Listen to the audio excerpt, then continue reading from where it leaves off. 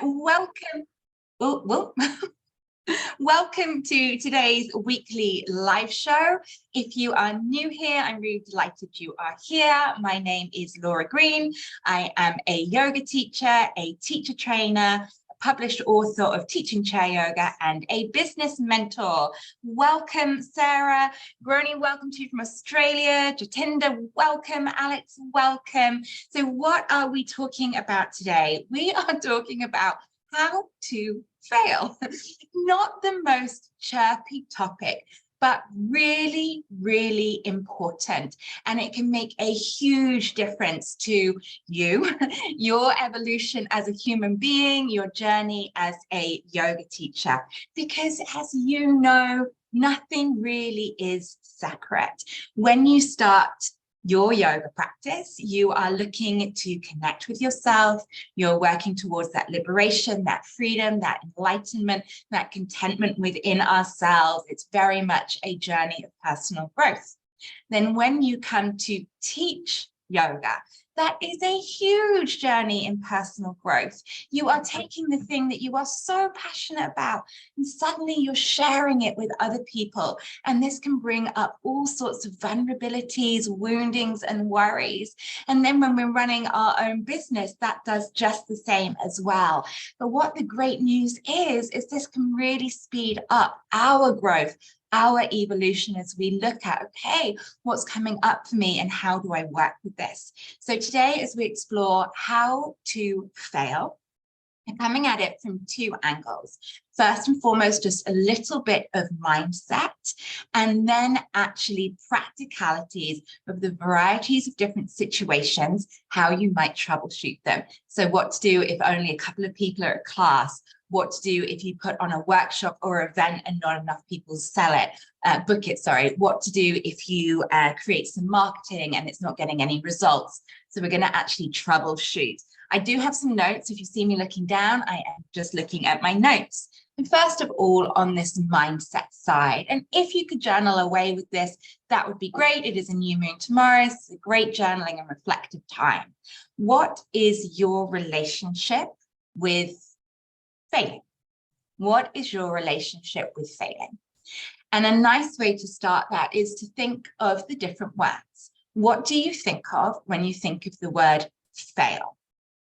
When I hear the word fail, it takes me all the way back to childhood and seeing an F or a fail put on a piece of homework.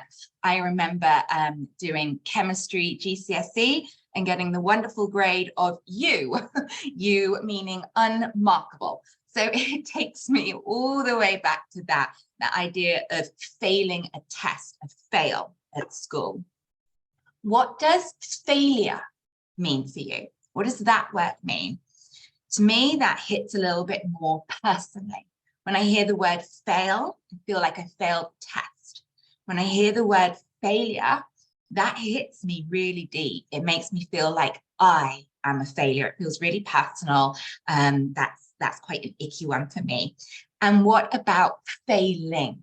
How does that word sound to you?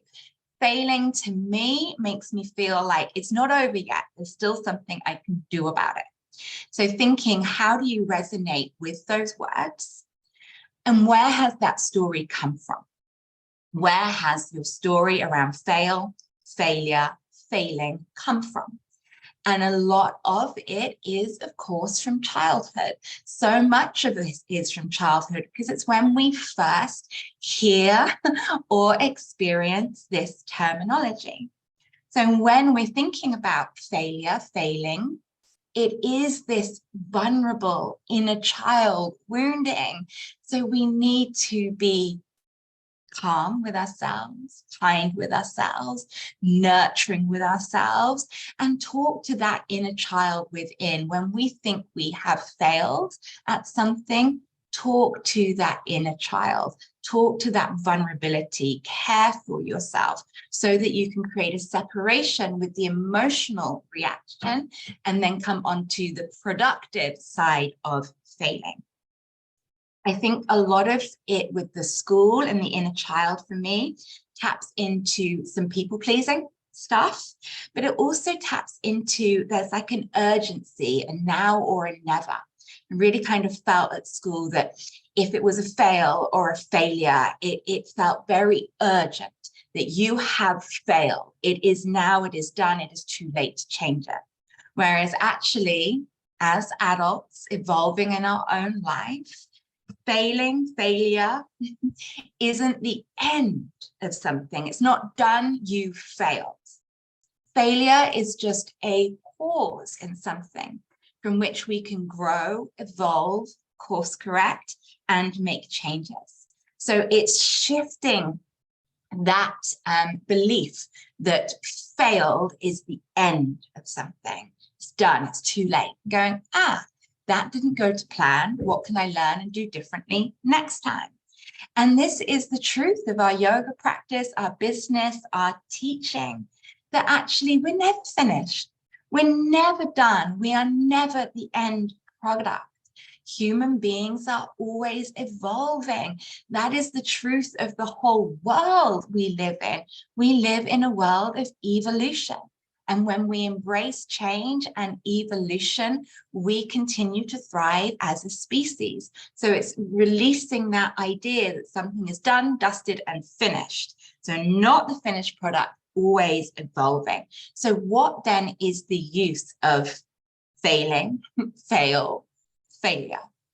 It is helping us pinpoint where we can evolve, change, and grow.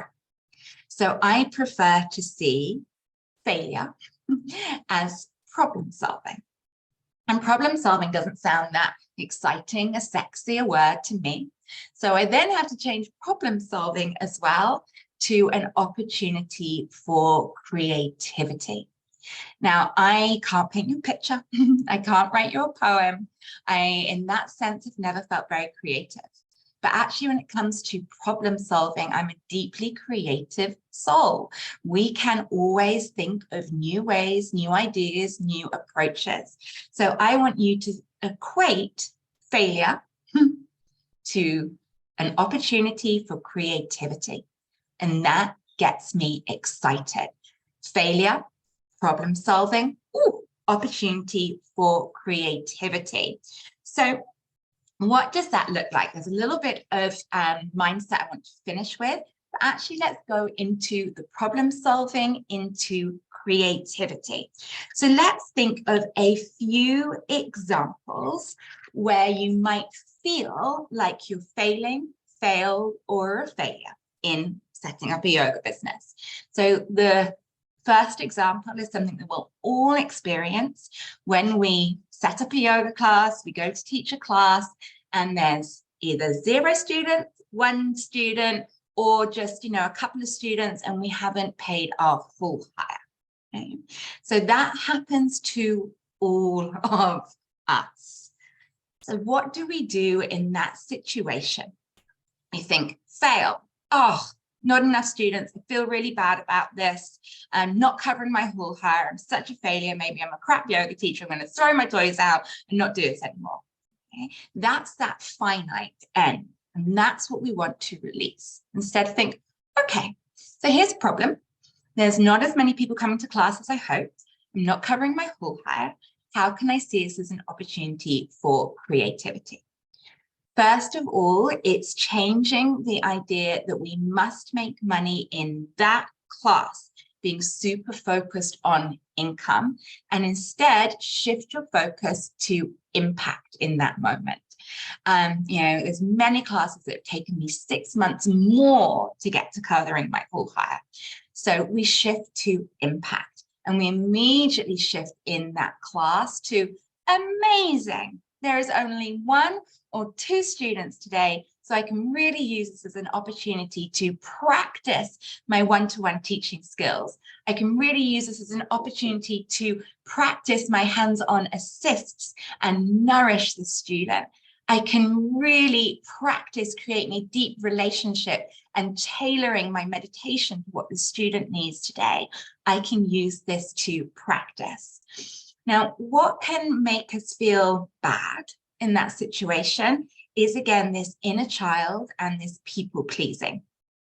When there's only 1 or 2 students at something, I know my brain used to, and a lot of other people's, goes to, oh my God, that student's going to think I'm useless because nobody else has turned up.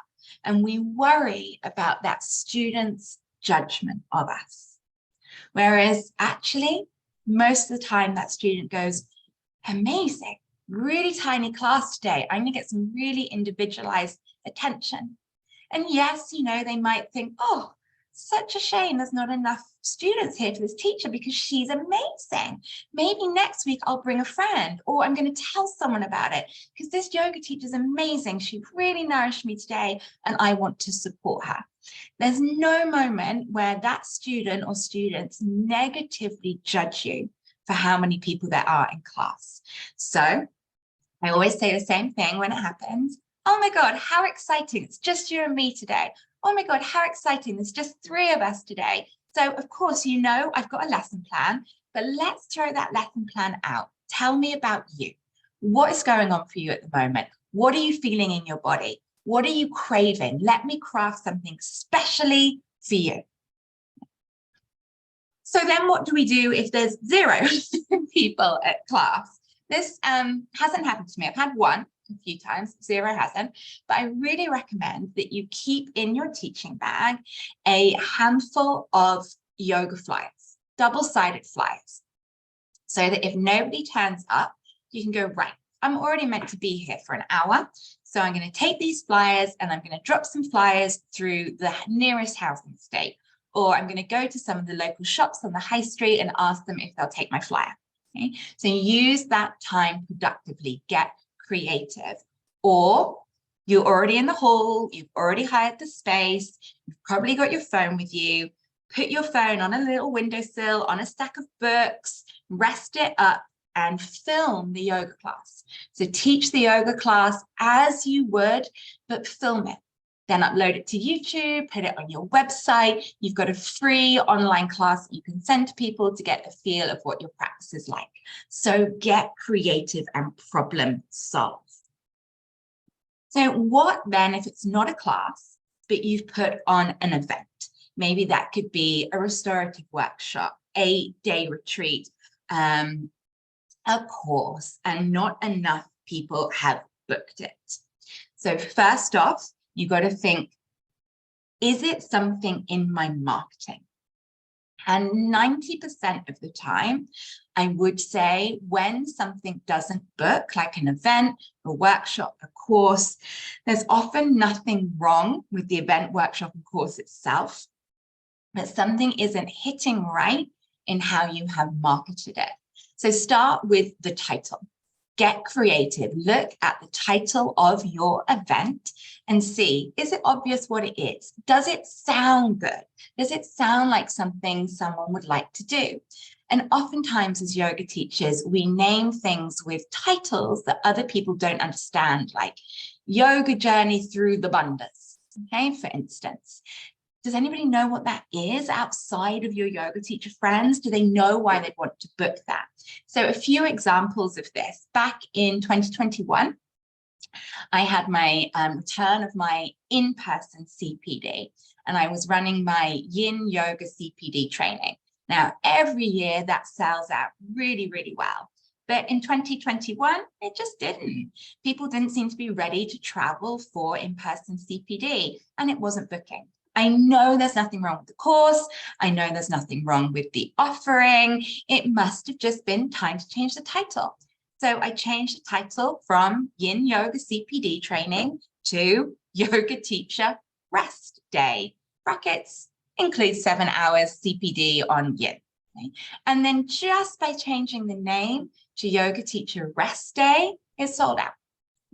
Because it must have been something in the energy of the time that my teacher community weren't feeling the need to train. Maybe they're feeling tired, but we're feeling the need for deep rest. And if you think as yoga teachers, we carried a lot of people in 2020 and 2021 through COVID. So it got to that time in November and teachers just wanted rest. So it was the same thing. I just changed the name. Another example, a day retreat I was running. It was called the Lunar Day Retreat. learning to use your yoga practice through the moon spaces. That wasn't selling a few years ago. And all I did was change the name from Lunar Day Retreat to Yoga on the Moon. Just that, and suddenly it's sold. So get creative and go back to the name of the event. Then, of course, look at the description of the event. Is it obvious what it is? Does it speak to somebody's needs and concerns? Do they need it? Or have you just gone into great detail about what it is without telling someone why they might need it? So look at the title, look at the text, and then of course, look at the images you have been marketing with. Does that flyer, poster, graphic have an engaging picture of your face? Is it drawing someone's interest in? Is the graphic too messy? When graphics on social media have a lot of information on them, people just scroll past them. So when an event, course, workshop isn't selling, this isn't failure. It is problem solving and an option for creativity. Look at the name, the description, the photos, and rework them. It could also be because the event, the course, the retreat you're running is good, but it's just not the right time in your business. So this definitely applies to more expensive things like weekend retreats, retreats abroad, long trainings. Have you developed enough of a client base that got to know you enough that they're prepared to do that higher priced offering with you? You have to think of the evolution of a yoga student. Often they'll come to you for free first class. Then they'll maybe pay you £10 for drop-in. Then maybe they'll come to a £20 workshop. Then maybe they'll come to a £50 course. You know, they slowly start to invest with you more. It's highly unlikely that someone's going to go from a brand new student paying £800 to come to your retreat in Crete. You have to take people through the journey. And even if there are enough people ready to take that journey, is it a big enough group? So say, for instance, you've got 20 students that have been going through this journey, they know you well, you teach 1 or 2 good classes a week, and then you decide to offer a weekend retreat. Maybe all of those 20 students want to do it, but some of them won't be able to do that date. Some of them won't have the finances right now. Some of them might not be able to get childcare. So you just have to have a large enough pool of students before you put on these more higher priced events. So it might be you try something now and then you go, oh, do you know what? My audience isn't big enough yet. It's still a good idea, but just not yet. Let me come back to it in a year. And I do this all the time. March 2020, I was meant to be taking a yoga teachers retreat to Thailand. And I called it the Yoga Teachers Retreat, Striving to Thriving in Thailand. And a few yoga teachers booked it, but just not enough, because at that stage, I was marketing in 2019, my teacher community just wasn't big enough. So if I launched it now, it'd be very different. So it's just not the right time in my business. I needed to push it back and focus on growing my community more. So don't throw a good idea out because someone didn't book it. Just go, okay, maybe my community is not big enough now. I will continue to grow my classes, grow my audience, and come back to launching this in a year, 2 years' time. So then how did I troubleshoot that issue in particular? You think, can I still run the event? Can I run it and cover costs? If you can still run the workshop, course, retreat, and cover costs, personally, I would urge you to still run it and get remuneration a different way for it. So it's not just money that is an asset in your business. So say it's the first time you've run a day retreat, it's not sold out, but you've sold enough spaces to cover your costs, but you're not going to be making any money from it. I would still sell it, run it, but then I would be asking my students to leave a review. Better yet, I'd ask them for a really short video review, maybe even film it while they were still there. So yes, I haven't made money from this, but I've got video reviews or written reviews and photographs to help me market it in future. You could use the event to take photographs, but make sure you do this with your students' consent. So I was at a course a little while ago, and an hour into the course, someone walked in and the teacher went, oh, this is the photographer, she's going to be photographing the day. We weren't asked, we weren't consented. It made me feel distracted, knowing this flashing light was going off all day.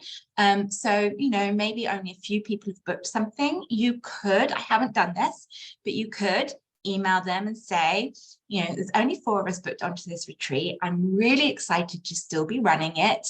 I can't wait to spoil you. But if it's okay with you, I'd love to invite a photographer along so that I can get some photographs of the day to help me market this in future. Please let me know if this is okay for you. If it's not, I will make sure you're not in any of the photographs. So that is an option. Take videos of the space as well. Molly's put, it's a really good call. So do that. If you're going to make a significant loss on something, a significant loss, something you can't financially deal with, that's okay. Message your students and say, I'm really sorry, it hasn't worked out this time. Thank you so much for believing in me. You know, let me give you a full refund, or I could give you a credit for something else that I'm running. Just pull the plug, apologize, and then troubleshoot. Was it because your audience wasn't big enough yet? Was it because it's too expensive? You included too many more things. Dust yourself off and move on. It was just a learning process. Think creatively. And then when we look at your marketing and your flyers, so say you've done a flyer drop and it hasn't worked. So I see this all the time because, you know, I'm always telling people to flyer drop.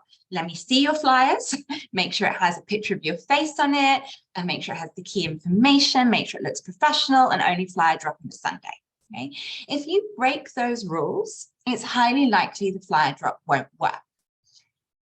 It wasn't the marketing approach itself that failed, but the execution of it. So for instance, if you put flyers inside a local magazine, you pay for that, and then the local magazine gets dropped through the door, they're not going to be successful. Everyone's going to put them up and put them in the bin. That doesn't mean flyers don't work. So if your marketing didn't work, flyers, posting in Facebook groups, Facebook ads, newsletters, whatever, being a community fair, whatever marketing approach you took, if it didn't work, it's probably not the approach that was wrong, because it's working for other people. So look at it and think, did I need to change my images? Did I need to change my words? Did I write too much? Did I write not enough? Did I flyer drop on a wrong day? Did I put the wrong time on it? Did I forget to put the price on it? So really look at it and see why it didn't work. And I often say, test, test, test, test, test. So you'll hear a lot of things in marketing about A/B testing. So say, for instance, create 2 flyers, get them both printed, drop both flyers, and see in different housing estates. So do drop 100 of one, 100 of the other, and see which gets the better result. Then get more of the flyer printed that did well and drop that. Same on social media, same on groups. Create 2 sets of images, create 2 posts, one long, one really short, see which approach gets the more engagement, then rinse and repeat that. Same with your newsletters.